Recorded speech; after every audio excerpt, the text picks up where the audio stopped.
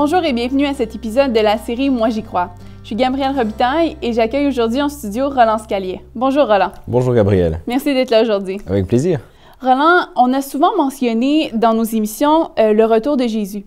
Et pour des gens qui ne connaissent pas très bien la Bible, cette espérance peut susciter plusieurs questions. Par contre, je pense que c'est l'espoir ultime de chaque chrétien de pouvoir un jour rencontrer Jésus et passer la vie éternelle avec lui dans un monde sans péché. Et c'est pour cette raison que les chrétiens attendent avec impatience le retour de Jésus. Oui, effectivement, le retour de Jésus est vraiment le point culminant de tout le récit biblique et de l'histoire de l'humanité. Et en quelque sorte, c'est cet événement final qui donne un sens à tout ce qui s'est passé avant, et en particulier le sacrifice de Jésus sur la croix et sa résurrection. Donc, j'aimerais qu'on étudie ce sujet-là aujourd'hui. Oui, je pense que c'est important de le faire. Mais pour commencer, comment est-ce qu'on peut avoir la certitude que Jésus va revenir? Eh bien, par les nombreux passages de la Bible qui annoncent son retour. Jésus lui-même nous en a fait la promesse dans Jean 14, 2 et 3. « Il y a plusieurs demeures dans la maison de mon Père. Si cela n'était pas, je vous l'aurais dit. Je vais vous préparer une place. Et lorsque je m'en serai allé et que je vous aurai préparé une place, je reviendrai et je vous prendrai avec moi, afin que là où je suis, vous y soyez aussi. » Et on sait très bien que quand Dieu promet quelque chose, il le fait. Oui, absolument. Dans Psaume 138, 2, David dit à Dieu « Je me prosterne dans ton saint temple et je célèbre ton nom à cause de ta bonté et de ta fidélité, car ta renommée s'est accrue par l'accomplissement de tes promesses. » Et dans le Nouveau Testament, dans Hébreux 10, 23, il est dit « Retenons fermement la profession de notre espérance, car celui qui a fait la promesse est fidèle. » Comme je le disais il y a un instant, le retour de Jésus a été annoncé à de nombreuses reprises dans la Bible. J'aimerais juste rapidement donner quelques exemples de l'Ancien et du Nouveau Testament. Il est intéressant de voir que le retour de Jésus est déjà l'espérance d'Abraham. Hébreux 11, 10 nous dit qu'il attendait la cité qui a de solides fondements, celle dont Dieu est l'architecte et le constructeur. Et est-ce que tu pourrais lire pour nous Daniel, chapitre 12, versets 1 à 3? Oui, bien sûr. En ce temps-là, se lèvera Michaël, le grand chef, le défenseur des enfants de ton peuple, et ce sera une époque de détresse, telle qu'il n'y en a point eu de semblable depuis que les nations existent jusqu'à cette époque. En ce temps-là, ceux de ton peuple qui seront trouvés inscrits dans le livre seront sauvés. Plusieurs de ceux qui dorment dans la poussière de la terre se réveilleront, les uns pour la vie éternelle et les autres pour l'opprobre, pour la honte éternelle. Ceux qui auront été intelligents brilleront comme la splendeur du ciel, et ceux qui auront enseigné la justice à la multitude brilleront comme les étoiles, et à toujours et à perpétuité. Merci. On retrouve aussi l'assurance du retour de Jésus dans le Nouveau Testament. Comme on l'a vu, Jésus lui-même l'a annoncé, et ses disciples ont confirmé sa seconde venue. Jacques 5, 7 et 8 nous dit « Soyez donc patients, frères, jusqu'à l'avènement du Seigneur. Affermissez vos cœurs, car l'avènement du Seigneur est proche. » Et quel autre élément est-ce que la Bible nous donne pour nous assurer que Jésus va revenir? Eh bien, en fait, la première venue de Jésus est pour nous le gage de sa seconde venue.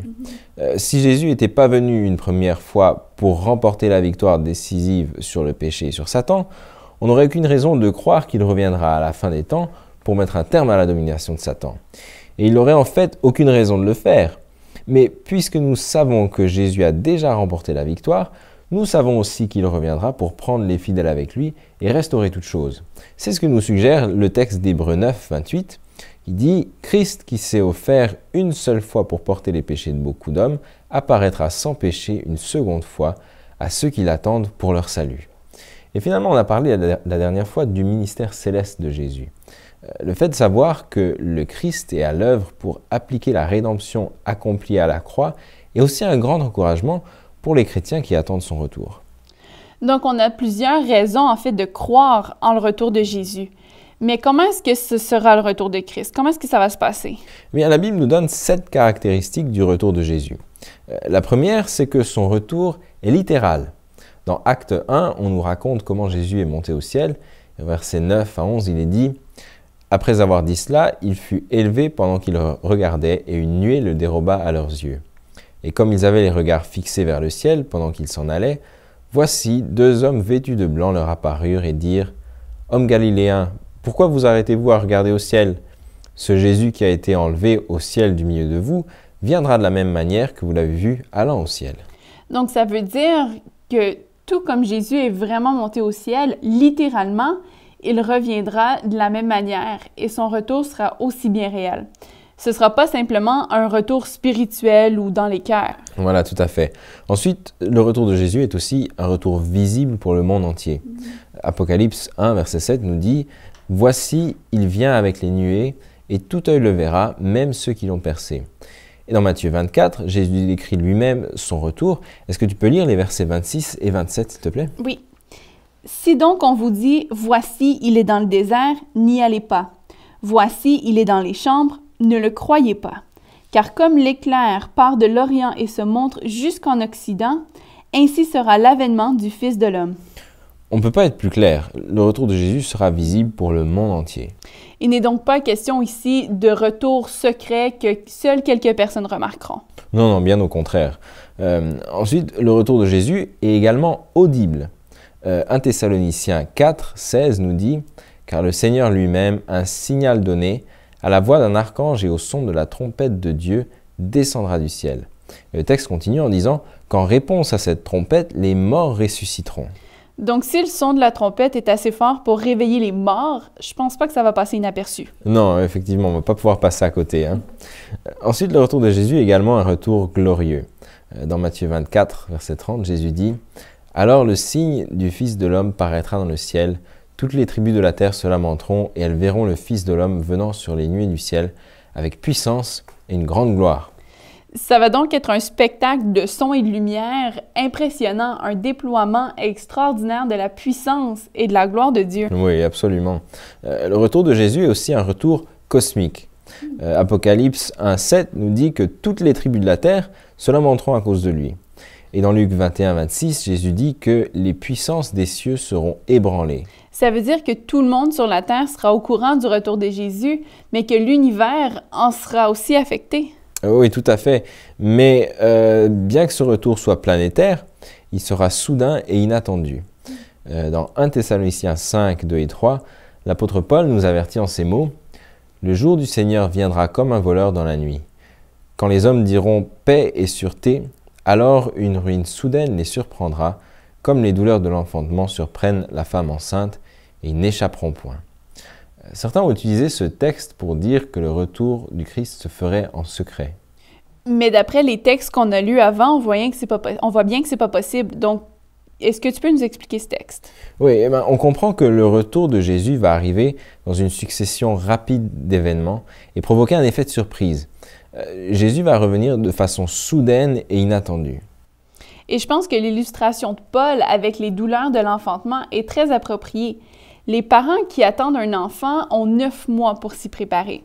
Mais tout à coup, c'est le moment d'aller à l'hôpital et il ne faut pas traîner parce que le bébé arrive. Oui, c'est ça. Et même s'ils ont eu tout le temps de se préparer et de se faire à l'idée que le bébé arrivait, ils sont quand même surpris quand il arrive. Et je pense que pour le retour de Jésus, ce sera la même chose. On en aura beaucoup parlé, mais quand ça va arriver pour de vrai, on va être surpris. D'accord. Et quelle est la 7e caractéristique du retour de Jésus? La 7e, c'est que le retour du Christ sera véritablement un bouleversement mondial, un cataclysme en fait. Dans Daniel 2, 44, on trouve cette prophétie concernant le retour de Jésus. Dans le temps de ces rois, le Dieu des cieux suscitera un royaume qui ne sera jamais détruit et qui ne passera point sous la domination d'un autre peuple. Il brisera et détruira tous ces royaumes-là, et lui-même subsistera éternellement. Donc, ce sera littéralement la fin du monde. Oui, pour de vrai. Roland, on vient donc de voir les 7 caractéristiques du retour de Jésus. Mais plus précisément, comment est-ce que ça va se passer, en particulier pour les gens? Eh bien, d'abord, les croyants qui sont morts, mais qui croyaient en Dieu, vont ressusciter. Dans 1 Thessaloniciens 4, 15 et 16, l'apôtre Paul nous dit « Voici en effet ce que nous vous déclarons d'après la parole du Seigneur. Nous les vivants, restés pour l'avènement du Seigneur, nous ne devancerons pas ceux qui sont décédés. Car le Seigneur lui-même, un signal donné, à la voix d'un archange et au son de la trompette de Dieu, descendra du ciel, et les morts en Christ ressusciteront premièrement. » En d'autres termes, ils se réveilleront du sommeil de la mort avant que les justes vivants montent à la rencontre de Jésus. Voilà, exactement. Mais ceux qui ressuscitent ne reviennent pas à la vie avec le même corps qui est descendu dans la tombe. C'est plus un corps vieux, malade ou mutilé, c'est un corps transformés et immortels. Est-ce que tu pourrais lire pour nous 1 Corinthiens 15, 42 et 43? Oui. Ainsi en est-il de la résurrection des morts. Le corps est semé corruptible, il ressuscite incorruptible. Il est semé méprisable, il ressuscite glorieux. Il est semé infirme, il ressuscite plein de force. Merci. Donc on voit bien ici que les justes ressuscités font l'expérience d'une restauration complète accomplie par Jésus. Et qu'est-ce qui arrive aux justes qui sont vivants? 1 Corinthiens 15, 51 à 53 nous donne la réponse. Il dit « Voici, je vous dis un mystère. Nous ne mourrons pas tous, mais tous nous serons changés. En un instant, en un clin d'œil, à la dernière trompette. La trompette sonnera et les morts ressusciteront incorruptibles, et nous serons changés. Car il faut que ce corps corruptible revête l'incorruptibilité et que ce corps mortel revête l'immortalité. » Donc, si je comprends bien, au moment où les morts fidèles ressuscitent avec leur nouveau corps, les justes vivants sont aussi transformés pour que leur corps soit parfait et immortel. Oui, c'est ça. Avant qu'on puisse entrer dans le royaume de Dieu sans péché, Dieu va enlever de nos corps justement les marques de ce péché. Wow! Et qu'est-ce qui se passe ensuite? Pour le savoir, il faut lire la suite du texte d'1 Thessaloniciens 4, qu'on a commencé à lire tout à l'heure. Est-ce que tu veux bien lire le verset 17? Ensuite, nous les vivants qui seront restés, nous serons tous ensemble, enlevés avec eux sur des nuées, à la rencontre du Seigneur dans les airs. Et ainsi, nous serons toujours avec le Seigneur. Donc, une fois que les morts fidèles sont ressuscités et que les sauvés ont reçu leur nouveau corps, ils sont tous enlevés auprès de Dieu. Donc, d'après ce texte, aucun groupe de croyants va en précéder un autre. Non, ça veut dire que tous les croyants seront présents à cette grande rencontre. Et quand on parle de grande rencontre, ça sera grand pas à peu près. Parce qu'il y aura là non seulement les justes vivants, mais il y aura aussi là tous les sauvés ressuscités depuis Adam. Ça va en faire du monde. Mais, Et qu'est-ce qui va se passer avec les infidèles, ceux qui ne seront pas sauvés? Bien, pour les ennemis de Dieu, le retour de Jésus est loin d'être une bonne nouvelle. C'est en fait un moment de profonde détresse. Quand ils voient que celui qu'ils ont rejeté et à qui ils ont résisté pendant si longtemps arrive en roi des rois et seigneur des seigneurs, ils comprennent que leur dernière heure est arrivée. Apocalypse 6, 16 et 17 nous décrit un peu comment ça va se passer. Il est dit « Et il disait aux montagnes et aux rochers, tombez sur nous et cachez-nous devant la face de celui qui est assis sur le trône et devant la colère de l'agneau. Car le grand jour de sa colère est venu, et qui peut subsister ?» Et dans Luc 17, Jésus nous donne encore des précisions. Est-ce que tu peux lire pour nous les versets 26 à 30? Bien sûr. « Ce qui arriva du temps de Noé arrivera de même au jour du Fils de l'homme. Les hommes mangeaient, buvaient, se mariaient et mariaient leurs enfants, jusqu'au jour où Noé entra dans l'arche. Le déluge vint et les fit tous périr. Ce qui arriva du temps de Lot arrivera pareillement. Les hommes mangeaient, buvaient, achetaient, vendaient, plantaient, bâtissaient. Mais le jour où Lot sortit de Sodome, une pluie de feu et de soufre tomba du ciel et les fit tous périr. Il en sera de même le jour où le Fils de l'homme paraîtra. » Merci. Donc, d'après ces textes, on en conclut que tous les infidèles vivants au retour de Jésus vont mourir. D'accord. Et à ce moment-là, qu'est-ce que la terre va devenir? 2 Pierre 3,10 nous dit « Le jour du Seigneur viendra comme un voleur. En ce jour, les cieux passeront avec fracas, les éléments embrasés se dissoudront, et la terre avec les œuvres qu'elle renferme sera consumée. » En d'autres termes, la terre sera dévastée. Ouais, c'est le chaos total. Roland, avant d'aller un peu plus loin, je te suggère qu'on fasse une courte pause. Restez là, on revient dans un instant.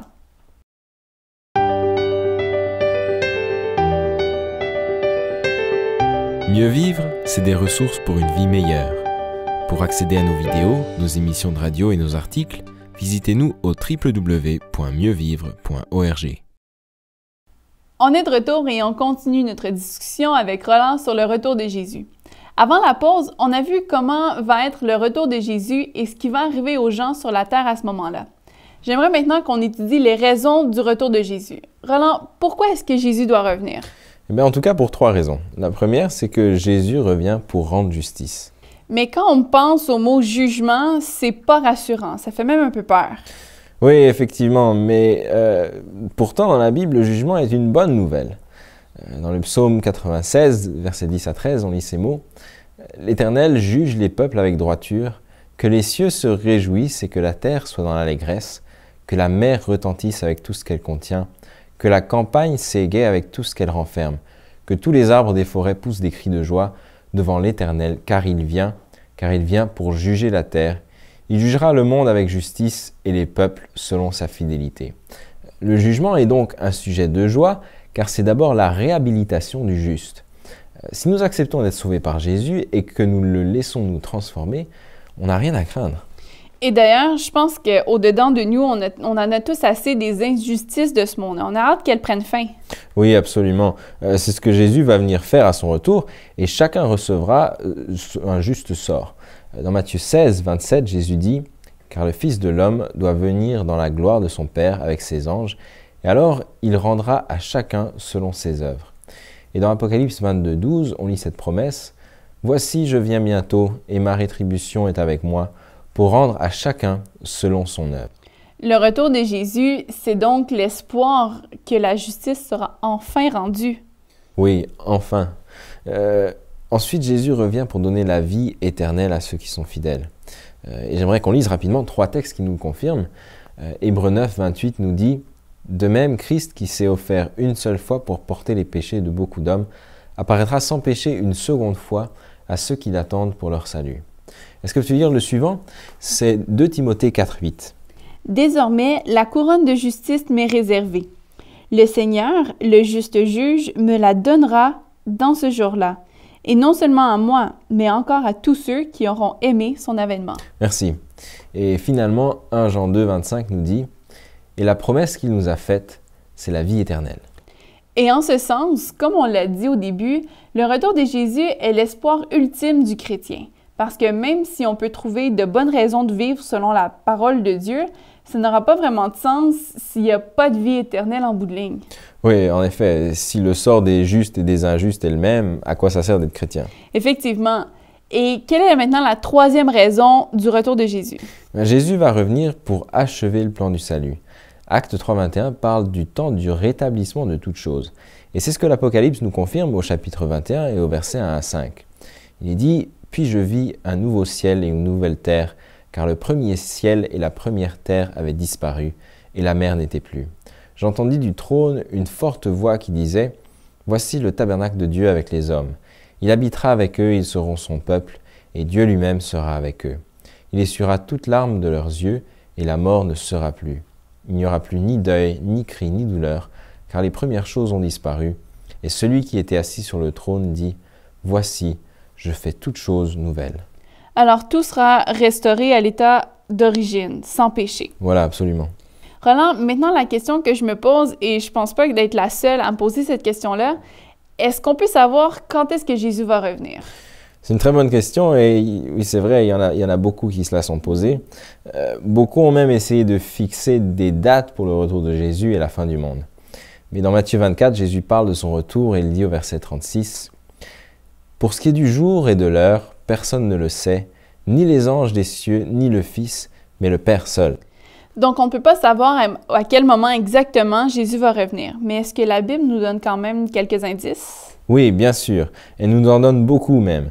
Donc, même si on ne peut pas déterminer précisément quand Jésus reviendra, on a suffisamment de points de repère pour nous situer dans le temps et nous préparer. Alors, quels sont les repères temporels que la Bible nous donne? Bien, on trouve dans les prophéties de Daniel et d'Apocalypse 4 grands repères temporels du retour de Jésus. Ces prophéties sont parfois un peu complexes, alors on ne pourra pas les expliquer en détail maintenant. On va prendre quelques raccourcis, mais si vous désirez obtenir plus d'informations sur les prophéties, n'hésitez pas à nous contacter. Alors, quel est le premier repère? On le trouve dans Daniel 2. Dans ce chapitre, le roi de Babylone a eu un songe et Daniel le lui explique. Il a vu une grande statue constituée de différents métaux. Daniel lui dit que ces différents métaux représentent différents royaumes qui vont se succéder. La tête représente le royaume de Babylone et les autres parties représentent les royaumes qui vont suivre. Tout en bas, les pieds sont constitués de fer et d'argile et Daniel donne cette explication au versets 43 et 44. « Ce royaume sera en partie fort et en partie fragile. Tu as vu le fer mêlé avec l'argile parce qu'ils se mêleront par des alliances humaines. Mais ils ne seront point unis l'un à l'autre, de même que le fer ne s'allie point avec l'argile. » On comprend que ces royaumes représentent les pays européens. Au cours des 4 derniers siècles, il y a eu plusieurs tentatives pour unir ces pays. Napoléon a essayé, Hitler a essayé. Et aujourd'hui encore, l'Union européenne tente d'unifier tous ces pays. Oui, mais comme on peut le voir dans les nouvelles ces temps-ci, c'est pas évident et ce n'est certainement pas acquis. Certains pays ont du mal à suivre et leur situation financière font qu'il est difficile de garder tout le monde ensemble. Oui, effectivement. Alors Daniel continue au verset 44 et il dit « Dans le temps de ces rois, le Dieu des cieux suscitera un royaume qui ne sera jamais détruit et qui ne passera point sous la domination d'un autre peuple. Il brisera et détruira tous ces royaumes-là et lui-même subsistera éternellement. » En d'autres termes, le retour de Jésus surviendra pendant cette période où les hommes essayeront d'unir les pays européens. D'accord. Et quel est maintenant le deuxième repère? Le deuxième repère, on le trouve dans Daniel 7.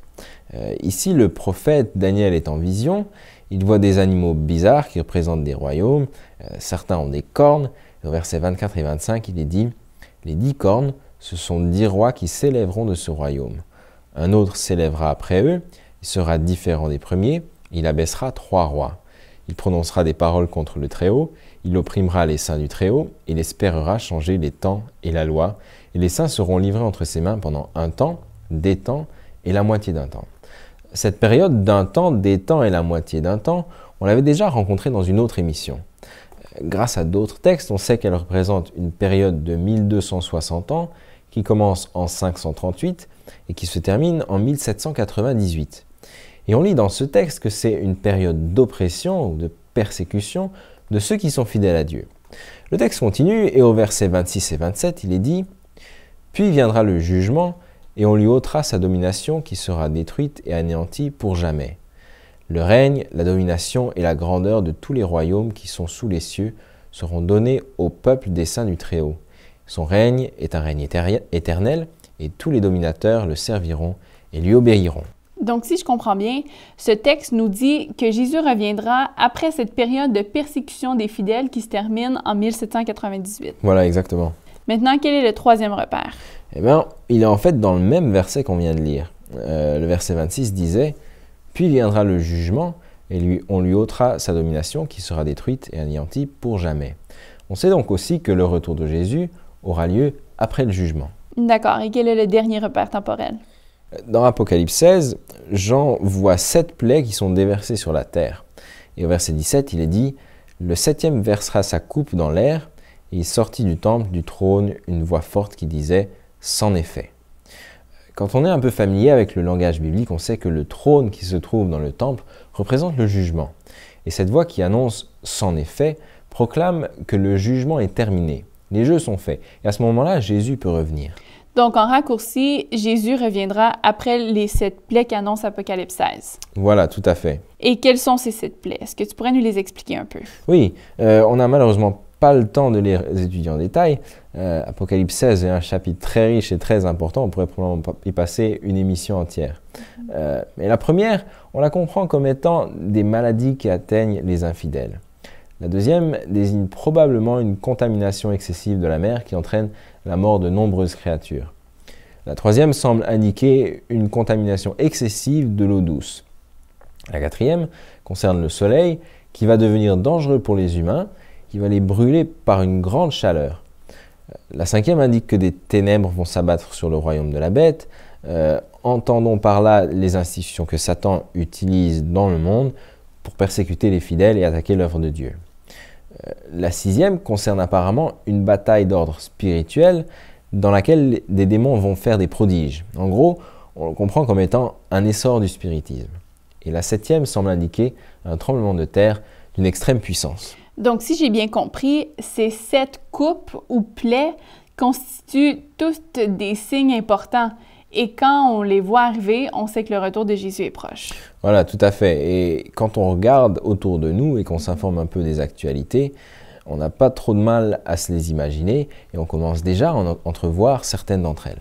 D'accord. Et est-ce qu'il y a d'autres indices dans la Bible qui nous annoncent le retour de Jésus?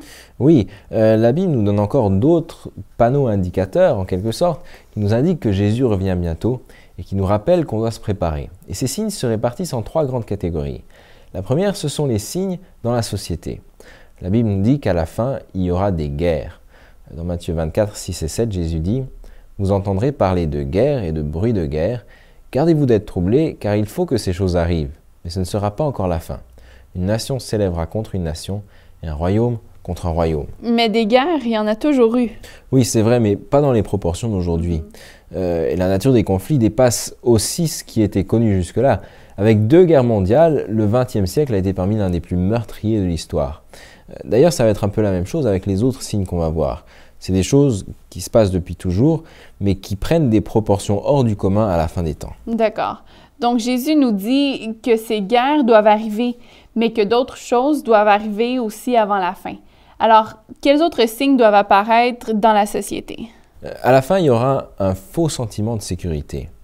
Dans 1 Thessaloniciens 5, 2, 3, l'apôtre Paul écrit ceci: « Pour ce qui est des temps et des moments, vous n'avez pas besoin, frères, qu'on vous en écrive, car vous savez bien vous-même que le jour du Seigneur viendra comme un voleur dans la nuit. Quand les hommes diront « paix et sûreté », alors une ruine soudaine les surprendra, comme les douleurs de l'enfantement surprennent la femme enceinte et n'échapperont point. » C'est vrai qu'on entend souvent des messages pour rassurer la population, surtout quand il y a des catastrophes, des problèmes économiques, écologiques ou autres. Oui, tout à fait. On essaye souvent de nous faire croire que tout va bien, on va s'en sortir, quand en fait, ce n'est pas vraiment le cas. Ensuite, on va aussi observer dans la société une dégradation sociale, morale et spirituelle. Dans 1 Timothée 3, 1 à 5, l'apôtre Paul nous donne un avertissement.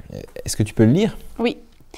Sache que dans les derniers jours, il y aura des temps difficiles, car les hommes seront égoïstes, amis de l'argent, fanfarons, hautains, blasphémateurs, rebelles à leurs parents, ingrats, irreligieux, insensibles, déloyaux, calomniateurs, intempérants, cruels, ennemis des gens de bien, traîtres, emportés, enflés d'orgueil, aimant le plaisir plus que Dieu, ayant l'apparence de la piété, mais reniant ce qui en fait la force. Éloigne-toi de ces hommes-là. Merci.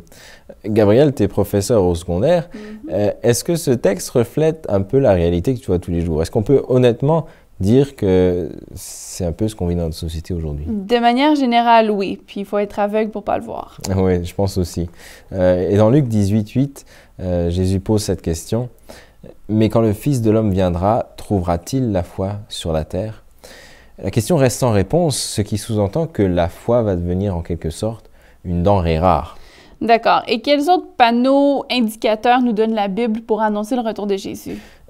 Mais la Bible nous dit qu'il y aura aussi des signes dans la nature. Dans Matthieu 24, 7 et 8, Jésus dit « Il y aura en divers lieux des famines et des tremblements de terre. Tout cela ne sera que le commencement des douleurs. » Alors encore une fois, des tremblements de terre, il y en a toujours eu. Mais c'est évident qu'aujourd'hui, ils sont beaucoup plus fréquents et aussi très destructeurs. On peut parler d'Haïti, de la Nouvelle-Zélande, mais aussi des tsunamis qui sont des tremblements de terre en mer. Et c'est la même chose avec les famines. Il y a de plus en plus de gens qui souffrent de malnutrition. Oui, absolument. En l'an 2000, l'OMS a estimé qu'une personne sur 3 dans le monde souffrait de malnutrition. Ensuite, il y aura aussi des signes dans le ciel, le soleil, la lune et les étoiles. Est-ce que tu veux lire ce que Jésus nous dit dans Matthieu 24, versets 29 et 30? Bien sûr. Aussitôt après ces jours de détresse, le soleil s'obscurcira.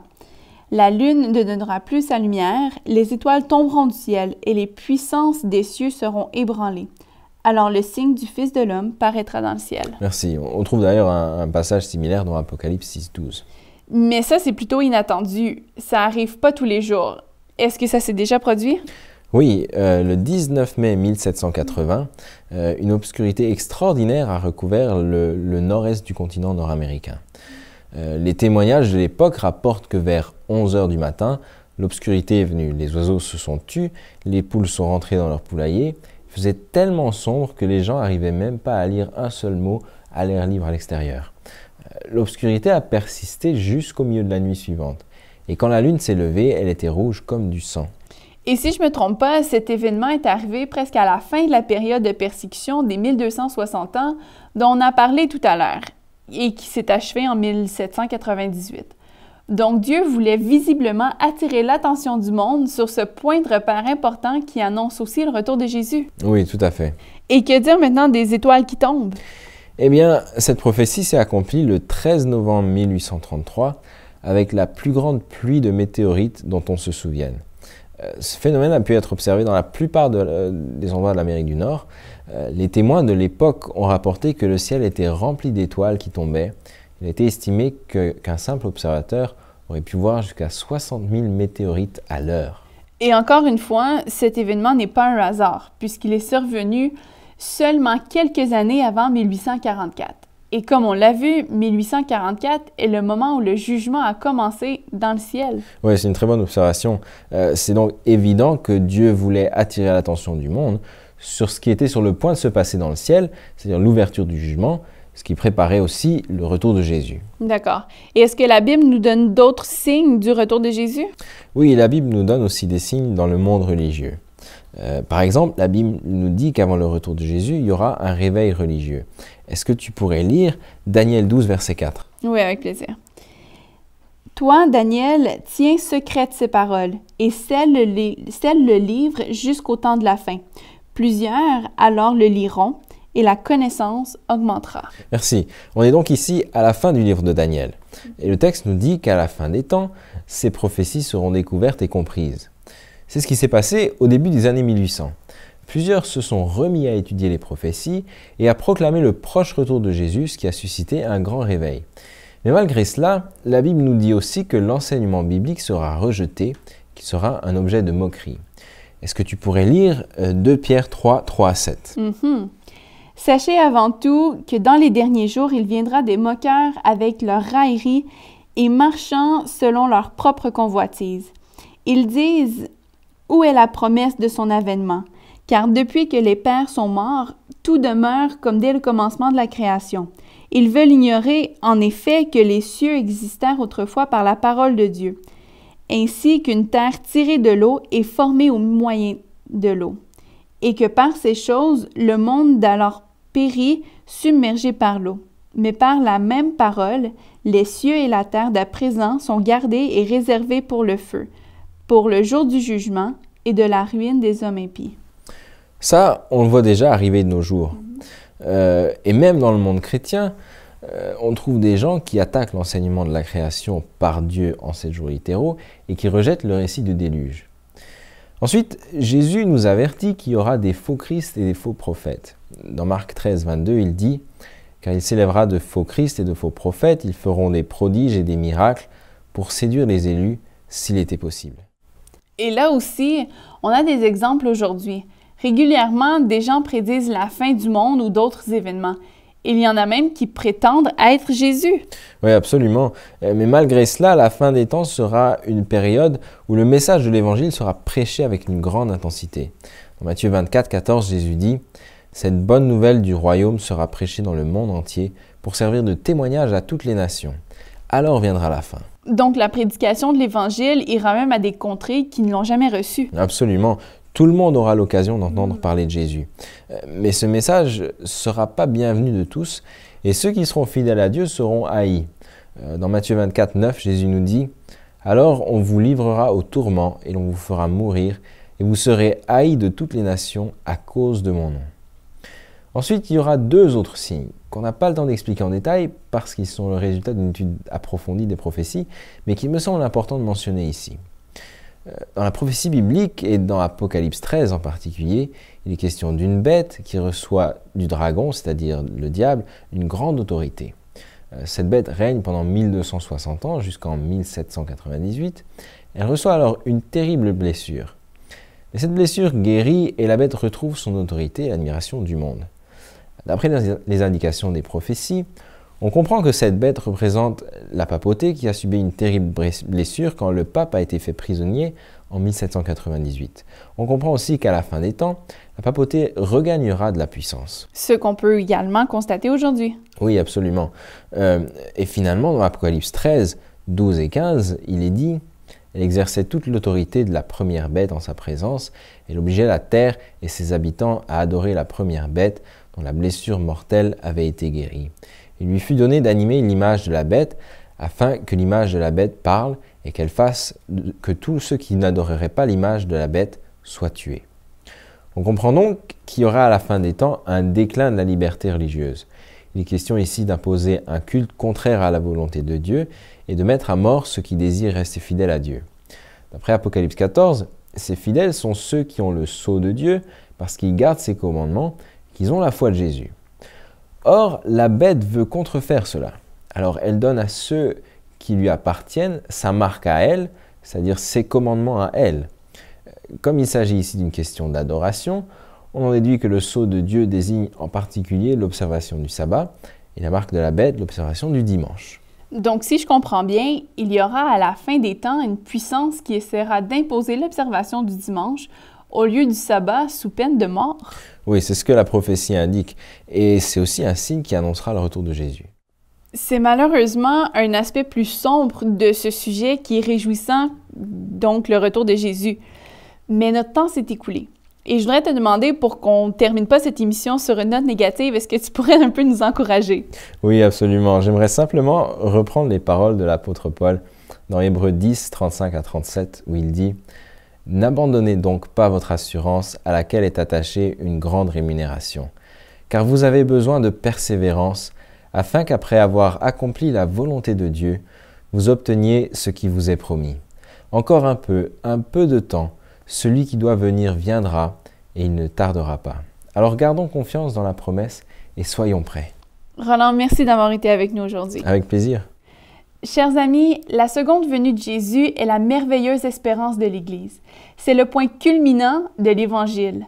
Le retour du Christ est littéral, personnel, visible et de portée mondiale. À son retour, les justes morts ressusciteront. Avec les justes vivants, ils recevront un corps parfait et seront enlevés au ciel. Ceux qui n'auront pas accepté le salut en Jésus mourront.